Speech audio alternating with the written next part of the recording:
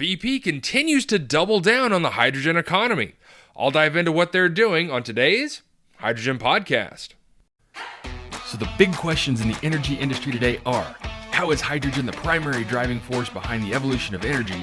Where is capital being deployed for hydrogen projects globally? And where are the best investment opportunities for early adopters who recognize the importance of hydrogen? I will address the critical issues and give you the information you need to deploy capital. Those are the questions that will unlock the potential of hydrogen, and this podcast will give you the answers. My name is Paul Rodden, and welcome to the Hydrogen Podcast. In an article in Reuters.com, Ron Busso writes, BP doubles down on hydrogen as fuel of the future.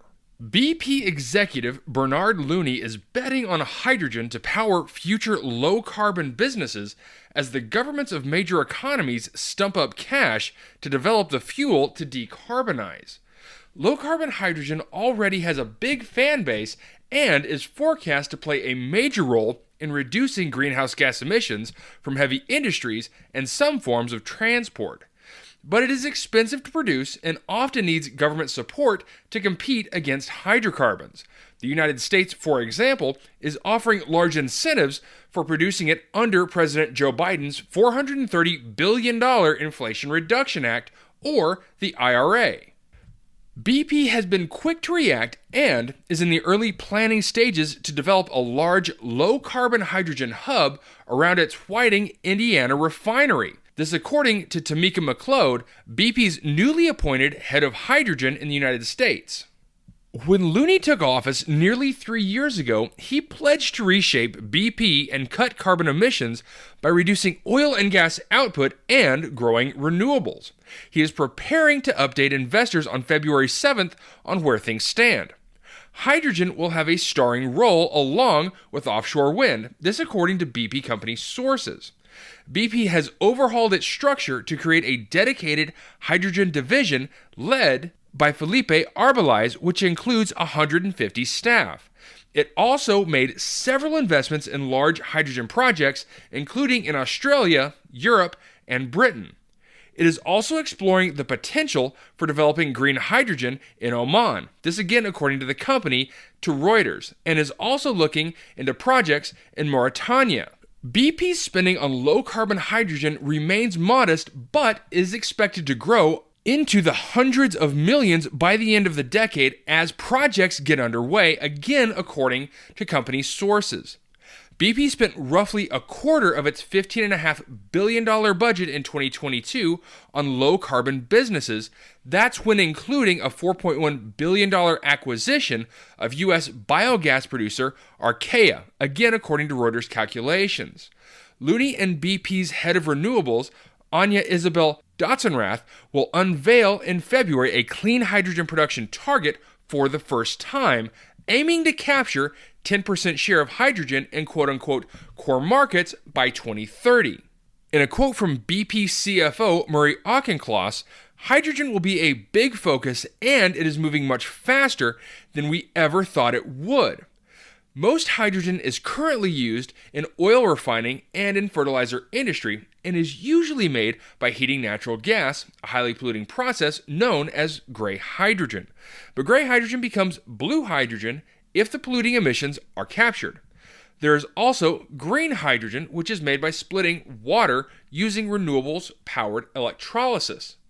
To expand its blue hydrogen business, BP is counting on its oil and gas experience to build carbon capture and storage facilities where carbon is injected into depleted reservoirs. It's also planning to boost its renewables power generation capacity to 15 gigawatts by 2030, which will be used in part to power electrolyzers. Now, BP declined to comment on whether it will set a hydrogen production target or on its spending plans for hydrogen. But what about tax credits? BP's project at its Whiting refinery will initially replace around 200,000 tons of gray hydrogen used by the refinery every year with blue hydrogen. This again according to McLeod. The project could start operating by 2026 to 2027 and be expanded to green hydrogen. She's quoted as saying, "Our focus in the U.S., and it's similar around the world, is to how do we decarbonize and reimagine our own assets. The low-carbon fuel will, in a second phase, be used by other heavy industries in the area to reduce some 36 million tons of CO2 emitted there every year. The project will rely on subsidies, highlighting hydrogen's challenge in competing with other lower-cost hydrocarbons.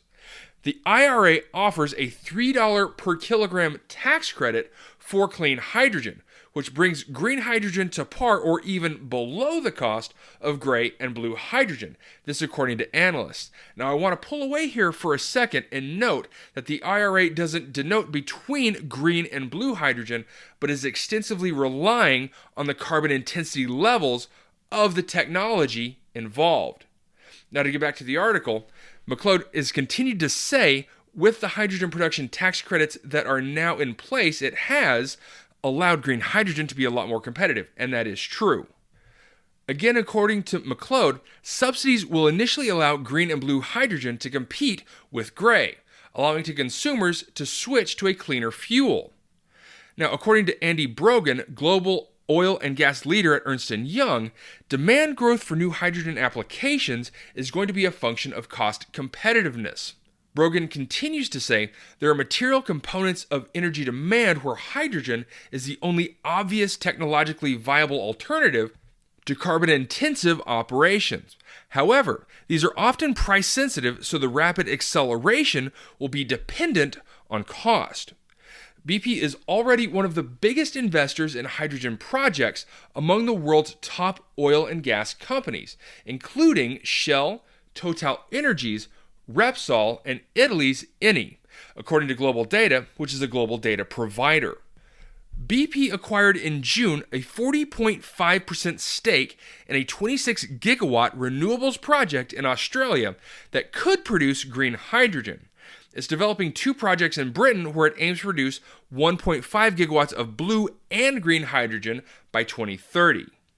Okay, so some interesting insight from the UK and Reuters as to what BP is currently doing and to what they could potentially be doing in the next decade.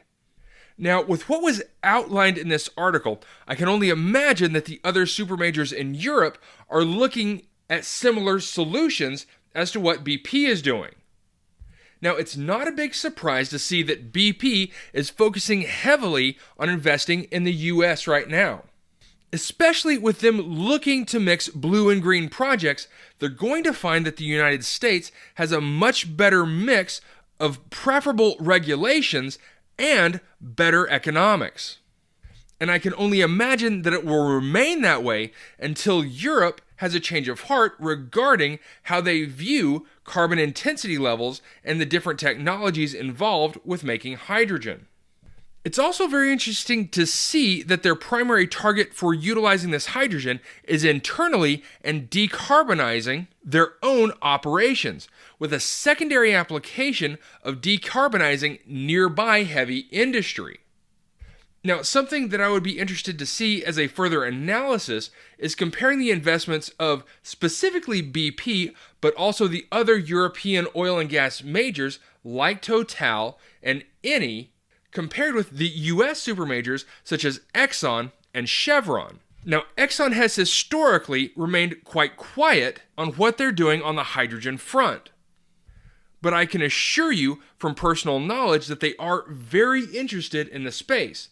Now, Chevron, on the other hand, has been very public about how much they're interested in the hydrogen economy, with multiple MOUs coming out over the last year. But one thing that this article does highlight that I really do like is the fact that BP did take that 40.5% stake in the 26 gigawatt renewables project in Australia. And I would be curious to see if other supermajors start investing in these renewable projects with the focus of developing electrolytic hydrogen. And I wonder if this could be a way that they're foreseeing an opportunity to diversify a hydrogen portfolio.